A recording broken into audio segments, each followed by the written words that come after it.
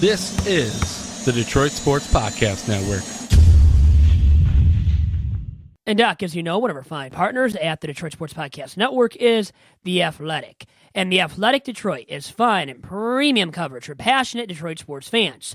Listeners of this very episode of Tiger Talk with Chirco and Company can get 30% off the first year of an annual subscription to The Athletic by visiting today, theathletic.com/DSP.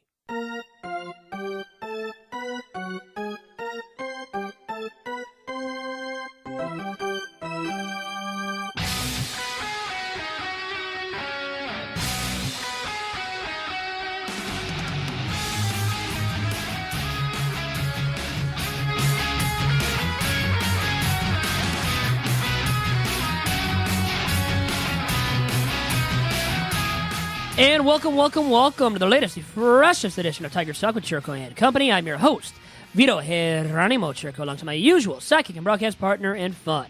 That is Doc from Doc and Jack, John Charles Macaroon. John, how are you doing? Correction, I'd like to now be known as Mr. John Macaroon, featured Detroit Tigers reporter for the Detroit Sports Podcast Network. I am no longer a sidekick. I'm no longer a partner in crime. I am the beat writer for the Detroit Sports Podcast Network, covering the Detroit Tigers. So please, this is the last podcast. You will address me in that manner. You will now properly elevate me to the proper status that I deserve. Congratulations to the network, Vito. We did it. Congrats to us, baby. Congrats to us. A big-time opportunity for us as media members to become credentialed and now qualified. Like I said last week on Tiger Talk, we've been validated, vindicated, validated. We really have, right? Wait, did you hear the news that I went to a Tigers game and covered as a reporter? I heard about it. I saw the photos. You look good, and your Adidas DSP Network jacket looked really solid for you. So I was happy to see you there. You enjoyed yourself, had a great experience.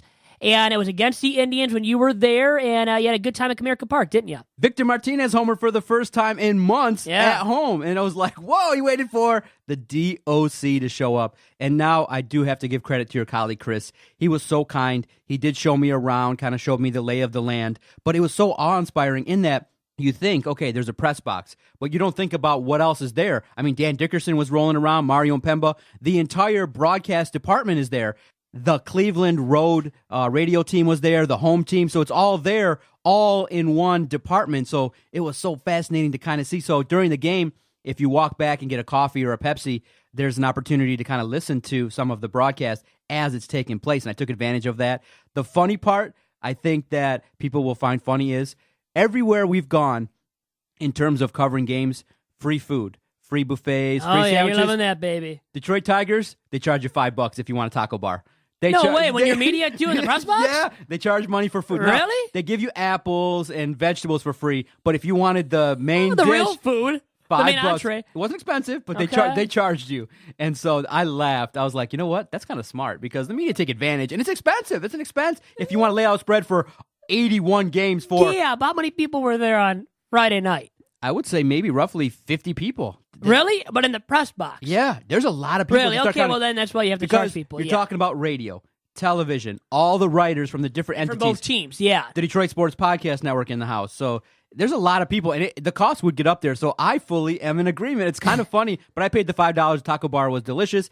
The experience was great because I had an opportunity to get somebody to show me around, show me where the paperwork's laid out, and it was a surreal experience. It took me 3-4 innings just to kind of settle in and be like, okay, what am I going to do? And so the good thing was, as you saw, not only Vito did I cover the game, I put out content that generated a lot of hits in terms of taking a subject matter that was being talked about heavily in terms of many people were just that weekend talking about Alan Trammell and Jack Morris being inducted and enshrined into the Baseball Hall of Fame. So I got some quotes through other sources that kind of talked about Tito Francona and addressed what he kind of felt about Jim Thome, Jack Morris, and Alan Trammell, and I put out an article. So props to us. We did the job. We put out content, and people definitely were engaged and interacted because it was a good game. There were a lot of home runs, a lot of action, and it was a very fun experience. Mike Fiers did a good job, but unfortunately in that Friday game, you knew what failed the Detroit Tigers. The bullpen. Jimenez came on, and you kind of don't want to be negative because, some people messaged us and said, look, don't be negative, but Unfortunately, you can't. You have to be real. And so, obviously, when he came on, I said to myself, this is going to be 50-50 proposition. Right now, to this day, it's still a 50-50 proposition whether we have confidence in a player or not. And Jimenez didn't do the job, got runners on base, and then, unfortunately, the rest of the bullpen did not help out, and the Tigers went on to lose the game. How was the food? The After all that you just said. The food was good. They have a lot of options. I definitely went to tacos. They had, rice. They had a bunch of different selections. So I didn't get the prices because they just said, look, get the taco bar. It's $5. You get a couple tacos, some nachos, and chips and salsa. And so I handle my business. But always for me, the best part is large Pepsi, baby. Pepsi. That's the brand for me. You haven't gotten rid of that from your diet yet, No, huh? I can't. I couldn't. But because I'm working out now like 3-4 times a week. I don't know if So you now noticed, you think but it's fine to drink the Pepsi as much as I got to cut it out. I will cut it out. Maybe a lot of sugar there, right? a lot of sugar. But I'm basically supplementing that by saying I'm not going to eat a whole bunch of real meals. I'm going to, Good for you. my snack calories You're will be improving. Pepsi. I'm improving. And you look solid. The Tigers aren't improving going into the trade deadline. We're recording on the day of the non-waiver trade deadline in Major League Baseball where the Tigers have been inactive. We don't expect much activity as we're recording here. If anything does break, we'll bring it up via Tigers Talk this week. But I don't see much happening, and that's why we have a lovely guest in Cody Brown of the United Shore Professional Baseball League, formerly of the USPBL and the Utica Unicorns, a right-handed pitcher now in the Seattle Mariners organization, pitching in short-season Class A ball with the Everett AquaSox of the Northwest League. So he goes from the Unicorns to the AquaSox. Unique names for teams there that Cody Brown has been a part of at this point. It's very fascinating in that the USPBL has shown that they can get players as a developmental league. They can get players into the minor leagues, and it's great. It's great to see what's taking place over there in Utica. It's a fun experience.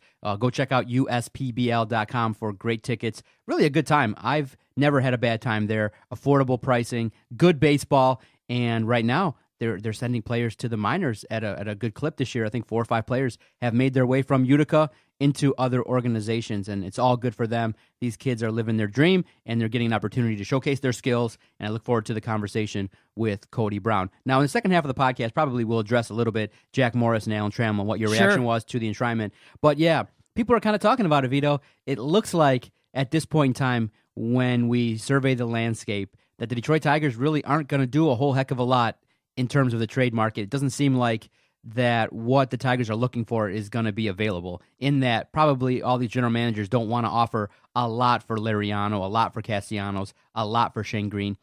You hear the rumors, like maybe the Dodgers are peeking at Shane Green, Iglesias. You hear maybe the Red Sox might peek at Liriano. But what's funny in terms of what's going on so far, Dave Dombrowski's reuniting the boys. Ian Kinsler to the Red Sox. There now, yeah. Formerly JD Martinez acquired twice. Now Ian Kinsler acquired twice. You have opportunities where you go, David Price now acquired twice. Yeah. What's he doing? What would it mean if the Red Sox actually win with several former Tigers on it? Would kill us all, right? I'm waiting for the We'd news. We'd be sobbing for days. But how about trading Victor Martinez? Yeah. How about going into Tuesday against the Reds? Into the day of this recording, Vimar's been on a tear. Over his last 6 games, a 39-year-old designated hitter has recorded 2 home runs, 6 runs batted in, a .455 batting average, and an OPS north of 1,000. How about that? And he's also recorded a hit in each of the 6 games that we're talking about here, matching his longest hitting streak of the season. This guy's been ripping the cover off of the baseball, which we hadn't seen out of Vimar up until this point in the 2018 campaign. It is very unbelievable at this point because we didn't see this out of him earlier in the season. Now we're seeing it out of him, but is it sustainable? That's the key word here. Is it sustainable? Gotta say no, Doc, unfortunately. And obviously with all the money he's making still, and the last year of a contract, though, and at his age, he's not tradable, though. Now, before we dig into a little bit deeper the Detroit Tigers, quickly, is it reprehensible that the Astros acquired Roberto Osuna with the history that he had? People are really up in arms regarding a guy with a history of domestic violence on his record. The Astros made a trade for him, and people are talking like, ooh, teams are still willing to pick up players with a questionable past. And the Astros, I was kind of surprised to see that they went out and acquired this gentleman from Toronto, Roberto Osuna. Controversial, but he has good stuff. And when you have dominant stuff, you have closer-esque stuff and like high-leverage reliever-esque stuff, you're going to be looked at, targeted, and picked up by somebody. So I'm going to ask Blue the question Jays, on our Twitter page. If the Tigers were in contention, would you have been supportive of a move to pick up a player with the caliber of a Roberto Osuna? people would be lying to you. If it was above 50%, that poll of them saying that they wouldn't be for trading for Roberto Osuna, they'd be lying to you on Twitter. Because I think more people than less people are for trading for a guy like that when you're in contention for a playoff spot. I think Tigers fans largely would have been supportive of that move, even though on Twitter, let's say, behind a keyboard or on their phone, they would have said no, oh no, all up in arms about it, which, you know what? What he did isn't right. I don't advocate it whatsoever. I would never do that to a woman or to a man, so it's not right whenever you do it. But guys get second chances left and right, especially when they're talented. When you're not talented, you don't get a second chance. When you are, you get a second chance, which is what Roberto Osuna is getting with the Houston Astros, a team that could very well win back-to-back World Series championships. Ding, ding, ding. Indians and Tigers have a trade in place, source tells The Athletic. Involving who, though? That's coming up. We'll see what happens. I wonder who they're going to take. Maybe Leonys Martin is being rumored. We'll see what happens. Ooh. So for scraps, I mean, the guy that you could trade for the most assets is Shane Green, the closer for the Tigers. He's the most tradable asset on the Tigers roster right now. Anybody else, you're not going to get much in return for. Even Iglesias, who's hit well of late, can play some solid D, Gold Glove caliber D at shortstop. You know, a guy like that is not going to give you a great haul in return for him. And like Mike Fiers, you're not going to get a great return for his services. So the best case scenario for the Tigers is dealing Shane Green, because that's the guy you're going to get the most for, the most bang for your buck, as this non-waiver trade deadline does approach. And see, definitely, like we said, we've partnered with a great organization, a great website, The Athletic. You can go, like you said, go subscribe and save 30% off by visiting theathletic.com/DSP. They'll have great coverage, not only as to what the details were, but how it kind of came to play. Look, the Indians were here in town, so obviously they had a chance to see, and definitely that's something for the future to recognize, is that a team that just watched what was going on had a chance to see. And Shane Green, when he secured that 2-1 victory, was awesome. He pitched very well. I was in attendance the second game, but unfortunately, as a fan, I was in attendance as a fan, and let me tell you, drinking in a parking lot is pretty fun. Getting a little bit, not too intoxicated, but a little bit lit. Having some cocktails in a parking lot before the game was fun. We walked around. Actually, this is one of the first times where I sat in almost 5 different sections. I sat along the third base line, lower bowl. Then I sat in the outfield. Then I moved around. I stood up by the statues. That was actually fun to stand up and to see the game straight on. And you could see the Indians bullpen. And then we went down to and had a couple more cocktails at the Amsterdam. And then we kind of went back to our original seats, which were in the outfield. So I had a good time with it. It was a 2-1 game, a little bit slow-paced, but it was a defensive battle. And one in which it shows you that anytime the doc assumes anything, because I was drinking because, Blaine Hardy's pitching to recover for Liriano, who had allergies. That was weird. Friday night, he's in the hospital suffering from a food allergy. That was a really unusual kind of story to be revealed. But Blaine Hardy did great, and the bullpen came out, and they handled their business. They got it to Shane Green, I believe, and he was there. Like I said, I was passively watching. Because you were drinking. You were making fun of me for drinking and watching the game passively because of my drinking habits. It wasn't exciting because it was all... It wasn't exciting the game that I was at. You were making fun of me last Saturday when I went and had those great seats behind the dugout. You got to be kidding me, man. You're a hypocrite, Doc. The name's right. Leonys Martin, I think. Is going to be traded here to the Indians. Yep. Wow. Interdivision trade. How about that? And you know what? People had mentioned Leonys Martin, because Leonys Martin has had a good season up to this point.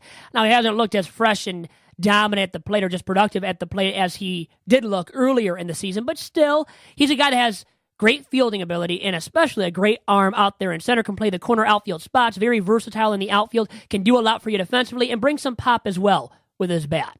Yeah, what do you think about Leonys Martin? It's come down. John Morosi, Tigers trade Leonys Martin to the Indians for Willie Castro. Source confirms, according to John Morosi. Don't know who Willie Castro is, so really can't help you out in terms of breaking down the trade. Now, maybe Emily Walden of The Athletic and those prospect insiders and evaluators can break down what that trade means for the Tigers.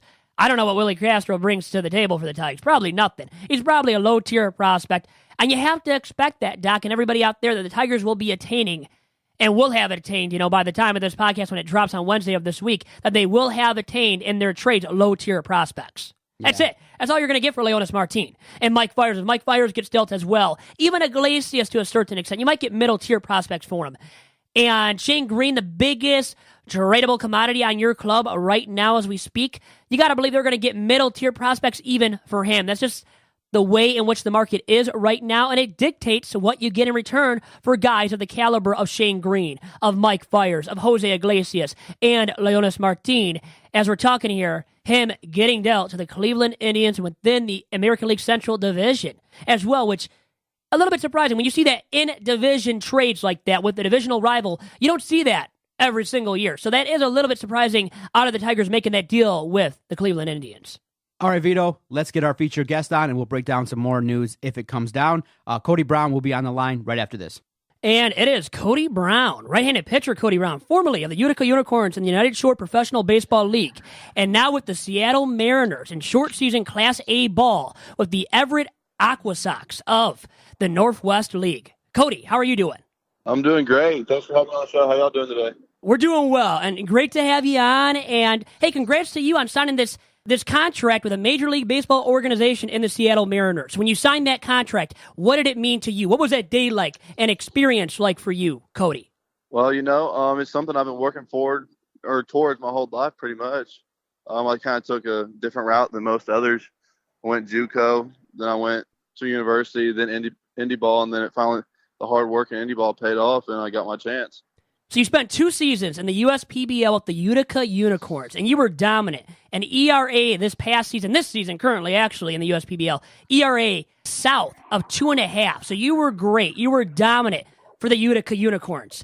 How much of the USPBL prepare you for this opportunity with the Seattle Mariners? Well, to be honest, when I got there the first year, I don't think I was ready to go play affiliate ball. Working with Mr. Orenduff helped me a lot. He helped my release point, my finish, my drive plane, everything from all the work that we put in. I think it kind of paid off, and it kind of got me to the next level of my game, which helped me get to the next level of baseball. So how big of an impact did Justin Orenduff, you mentioned him already, the Director of Baseball Operations in the USPBL, how big of an impact did he have on your development to get you to this level where you're good enough now to play for the minor league affiliate of the Seattle Mariners? He had a lot to do with it. Working with him once or twice a week, whether it's at our practice or at 2SP, just in Shelby Township. He works hard with all the guys, but he knows if he sees something, he knows what the flaw is right away. It doesn't take him long to figure it out, and he does everything in his power. And luckily I got to go there and I got to work with him, and it all paid off. What was it like playing at Jimmy John's Field in Utica? Beautiful Jimmy John's Field. No, Jimmy John's is awesome park, awesome vicinity and all that good stuff. So I definitely recommend it for guys that are still wanting to play ball and maybe don't have the opportunity to go play anywhere else. It's a great setup, great fan base, all that good stuff. And yeah, it's like you said, it's a great place to play every day. What do you know about the Seattle Mariners organization so far? I know they've been making trades since I've been here, but other than that, I don't know really much about them, except they're really big on player development. That's kind of what I figured out since I've been here. And that's good for you. And the Ends are a competitive ball club. I mean, they might make the playoffs this year. They're competing for a wild card spot in the American League. And, hey, the Ends are doing some good things, and so are you. And how have things been so far for you, Cody, with this short season Class A ball with the Everett AquaSox? Well, I made one appearance. I met the team on the road in Boise after the day I got the news I was getting picked up. During 2 weeks of relief, threw well. And then I just got a start about 4 days ago for him. Did all right as well.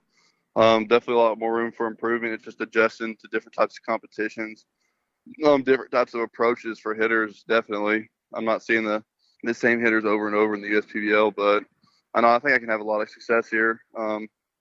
It's just a matter of adjusting, I think. Cody Brown, formerly of the USPBL, joining us on this episode of Tigers Talk. So, Cody, take us through what it was like, step by step, from the time you got the notice that you were being signed by the Seattle Mariners till the time you joined your new squad. What happens in those few moments and a few hours and days after you find out the exciting news?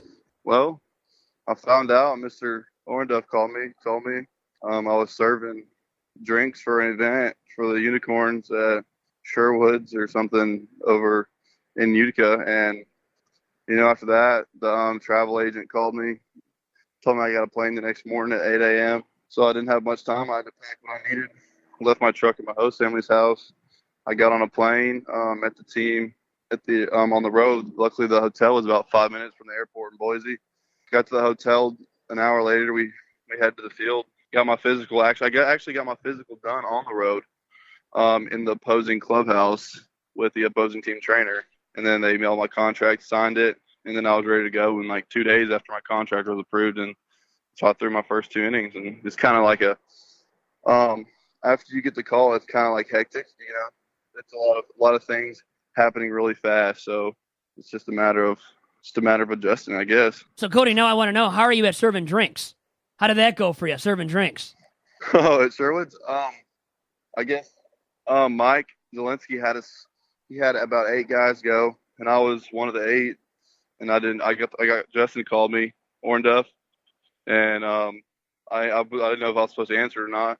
I was honestly debating on not answering it because I was in the middle of something. And I was like, yeah, whatever, I'll answer it.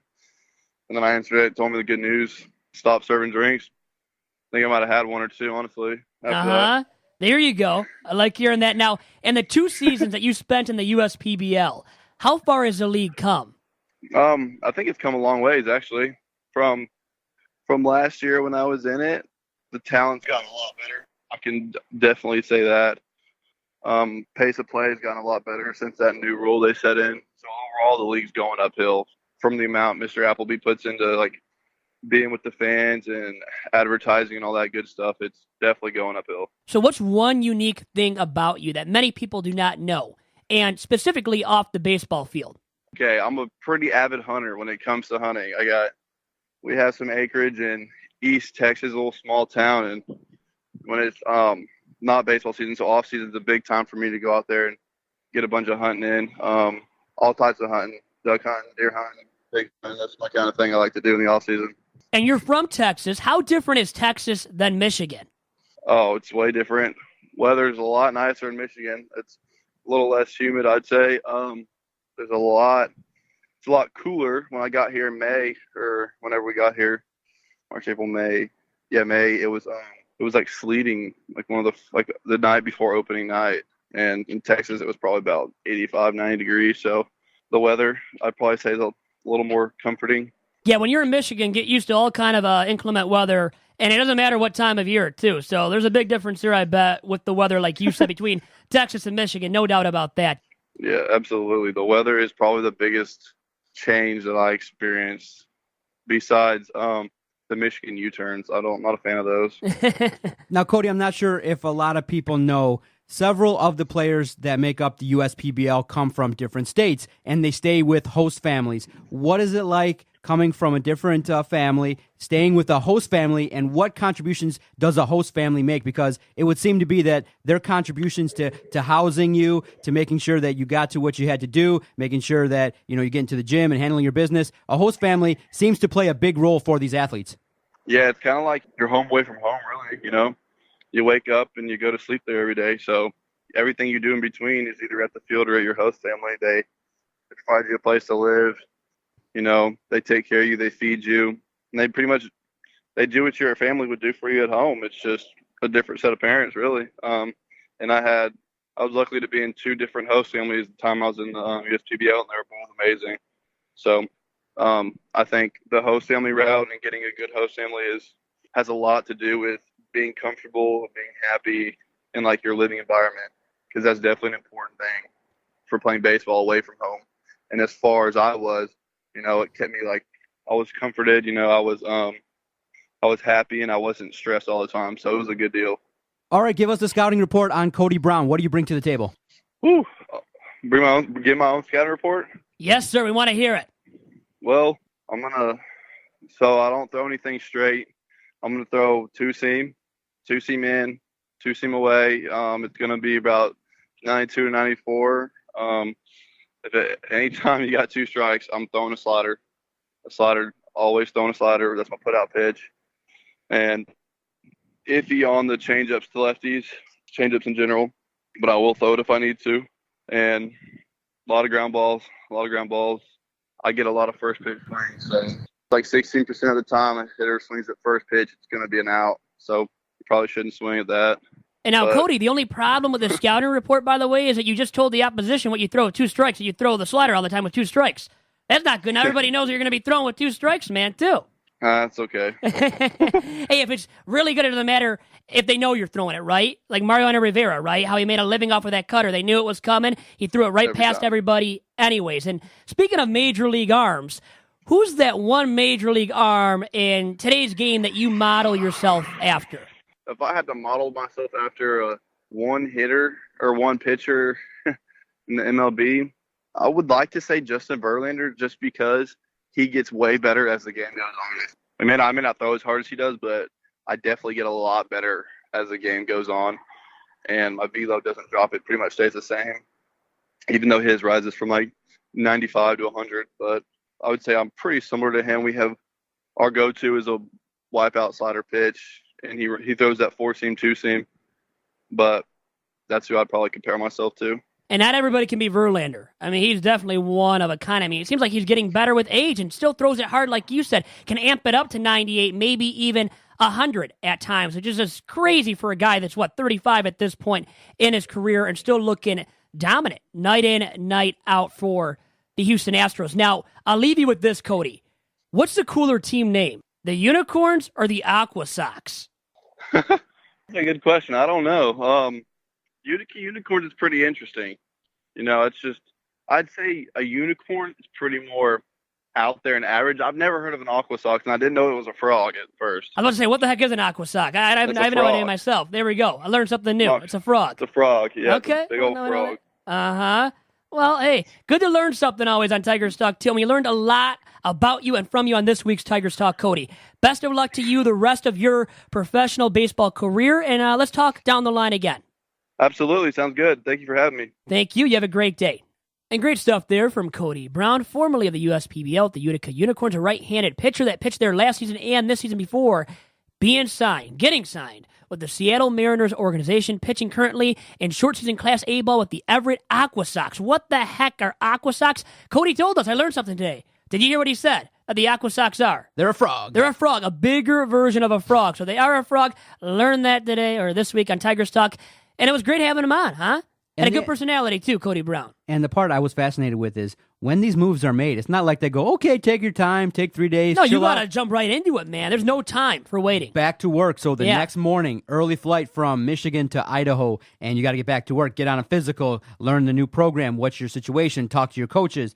It's a business, and you got to get to work. And I like hearing how players adjust from their old situation to their new situation. And good luck to Cody Brown. We thank him. We thank those at the USPBL for allowing us to have these awesome conversations with these young up-and-comer prospects. Scott McDonald, specifically. He set us up with this interview, and we talked to Chris Newell, remember, as well, earlier this season of the Birmingham Bloomfield Beavers. Great to have him on when we did. And would love to see him at my charity softball game. Can I plug that really quick once again? Saturday, August 4th. This Saturday now at Wayne State University, downtown Detroit, close to Midtown, kind of Midtown Detroit. Great area, great atmosphere for a charity softball game. And mine, once again, taking place this Saturday on the softball diamond at Wayne State, which is Gary L. Bryce Field, starting at approximately 3 p.m., and that is Eastern Standard Time, if you were wondering. All right, let's take our first time out. We'll come back and we'll get your reaction to the enshrinement of Jack Morris and Alan Trammell and discuss maybe if Lou Whitaker should be next. You're listening to Tigers Talk, episode 153 on the Detroit Sports Podcast Network. Doc, I appreciate that you knew the number of the episode. That really means a lot to me. And this is Tigers Talk with Chirco and Company, and we are brought to you by the Detroit Sports Commission, which is one of the finest entities out there in the Midwest when it comes to organizing events and bringing marquee events specifically to the Metro Detroit area, and international and national amateur sporting events, the finest ones in the land. One of those finest events coming up is the Zenith Prep Kickoff Classic, August 23rd through 25th. Once again, a shout out to Wayne State University. That's where the event is taking place over the weekend. Once again, Thursday, August 23rd through Saturday, August 25th. Tons of marquee matchups to open up the high school football season in the state of Michigan. And to find out more about the Zenith Prep Kickoff Classic, which I will be at, and other marquee events that the DSC is bringing to our very region, please follow the DSC on Twitter and on Instagram at DET Sports. And make sure to follow the Detroit Sports Commission at its website of DetroitSports.org as well.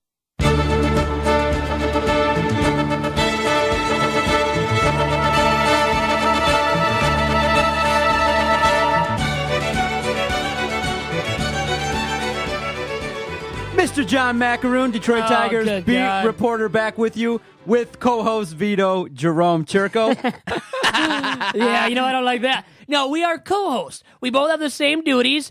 we're on an equal playing field, so nobody's higher than the other, even though you think you are at times. Listen. Hey, the height maybe dictates that. I don't need but all nothing that. else will dictate that. I don't need all that, Vito. I got this right here. You got that to showcase your ability and talent. One of the few independent people, not a journalist, not affiliated with a major media market, not affiliated with any kind of union. I just rolled up there and I told everybody I'm kicking the door down. If you've listened to the podcast, I've told you along the way. I haven't kept anything secret. I tell everybody everything. I'm working on this. I'm talking to this sponsor. I'm trying to do this. I've gotten rejected by numerous entities for numerous years, and it made it oh so sweet. So I get to ask you before we talk about serious stuff, how does my credential picture look, Vito? How does it look in terms of what I chose? I chose the headphone look, studio look from me recording. I was shocked when I saw it. I'm like, oh, they actually took it and printed it, scanned it. Looks good. That's something I can mess with. That picture is something I can mess with. You look like you're in the zone. You're recording a podcast. So you're doing your job, your day job. Well, it's got to be your day job now, too, along with being a psychologist. But, hey, being a part of the Detroit Sports Podcast Network, and you wore your nifty jacket as well. I love seeing you down in that DSP Network jacket from Team Adidas, from Team Top Cat as well in downtown Royal Oak. And jacket number 2 is in the works, right? This week, maybe? Well, we're going to try to make it work. I think by Friday might be a little bit too tough because I got my charity game. Another plug for it Saturday. I can maybe pick it up, though. Maybe we'll see. If you can pick it up on Friday, I think Friday would be the earliest I would have it done by, but honestly, I really haven't gotten the details about when it will be done. You will get on lately, that. so I'll get on that for you, since you are the DOC and the guy that has covered a Tigers game so far from this Detroit Sports Podcast Network. Good for you, Doc, once again. Great. And to all of us, right? And the thing that everybody has to realize is it's not all about Doc. Right away, I have the rest of the crew lined up as well. I said, hey, we want to cover games as much as possible, but it's not just me. I added Vito right away, working to add the rest of the staff here. That's what I do, is that I don't look out just for the Doc. I look out for the rest of the crew. And contrary to popular belief, I'm a nice guy, and I look out for the crew. And how awesome is that?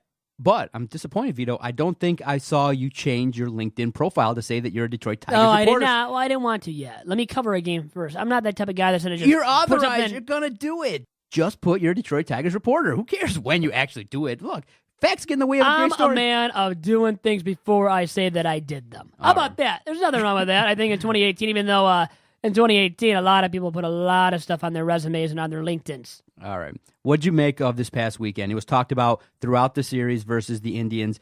Alan Trammell, Jack Morris, everybody was excited. And the way I talked about it on the Motor City Sports Rant, which airs every Tuesday on this network, was, yeah, it's great. The 84 team got validated. But at the time, it just kind of seems like, too little too late. It's great that they got enshrined. They deserve to be there. But they got in there through a different wing, a different committee. So it cheapens it a little bit in that they weren't voted in from the baseball writers. And here's the thing. I understand it's important to validate that 84 team, but really wasn't necessary. That team was awesome. 35-5, wire-to-wire first-place finishers. They won the World Series at home. They don't need to be validated. That was a good team. And I get it. For them personally, it's a major accomplishment. But at the same time, you look at it and you go, in terms of the baseball landscape, they weren't viewed as surefire Hall of Famers. No, guys like Derek Jeter are going to get in real quick.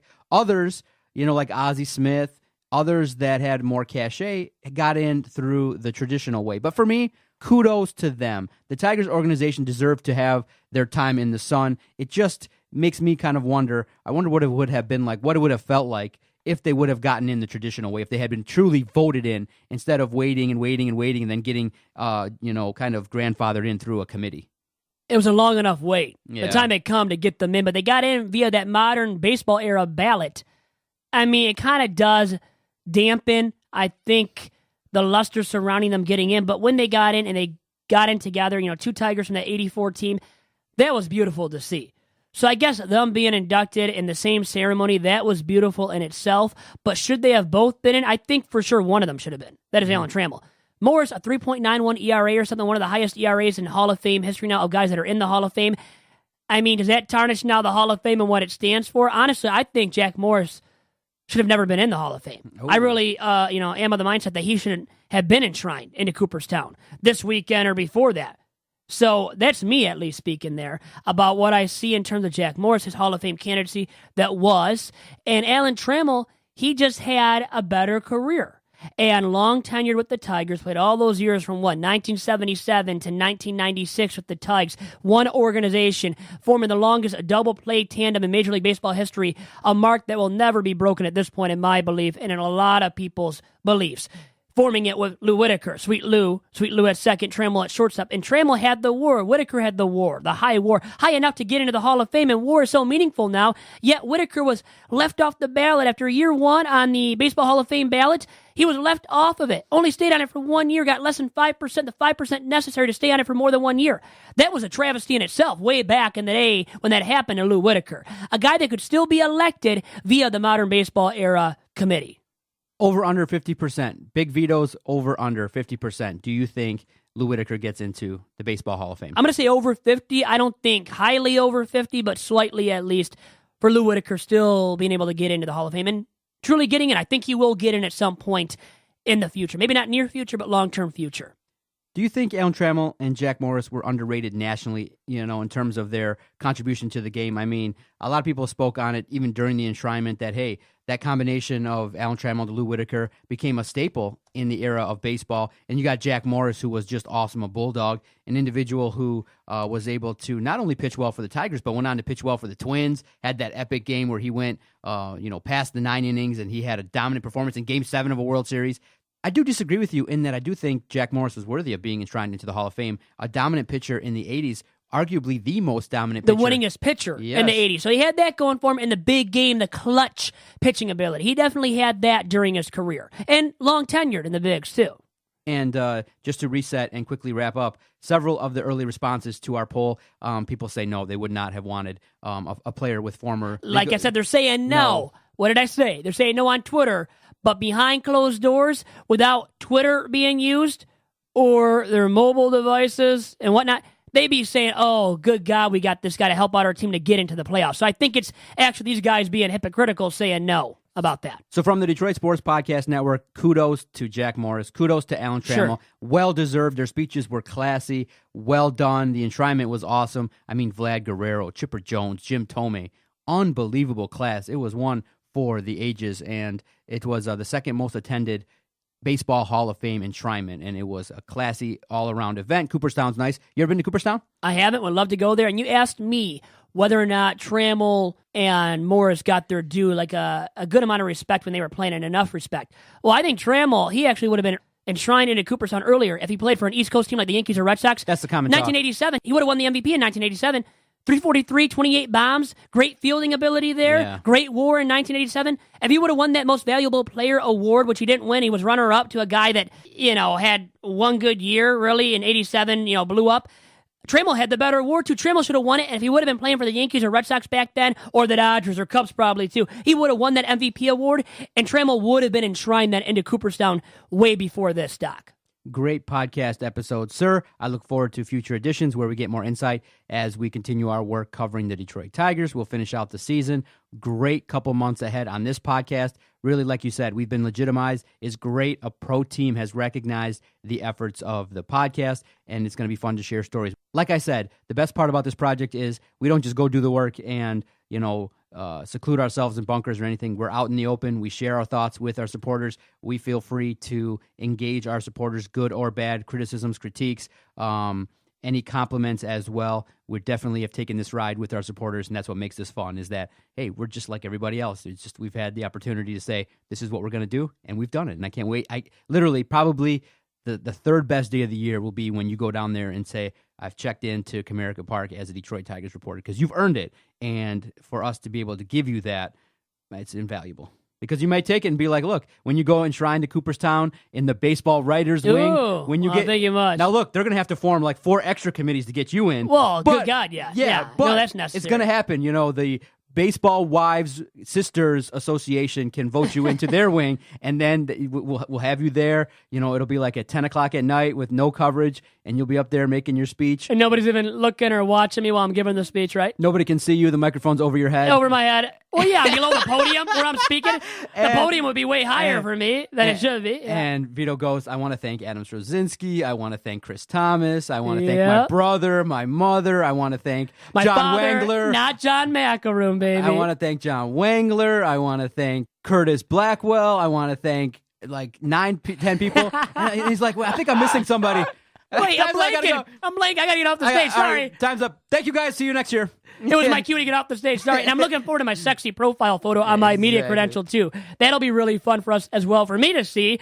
And I'm looking forward to my first game covering it as a media member because we've been fans for so long now, but we're not recluses. We're not hermits. We get out there. We cover games now, and we're credentialed media for Tigers games at Comerica Park the rest of the way this season. And the only thing that'll make me happy is they, unveil your bust and it looks like Dom with the curly hair. Yeah, the beautiful locks and everything. No, that's not me. That's my brother. That's my brother. I was the other guy in the photo. The little dude. Come on, man.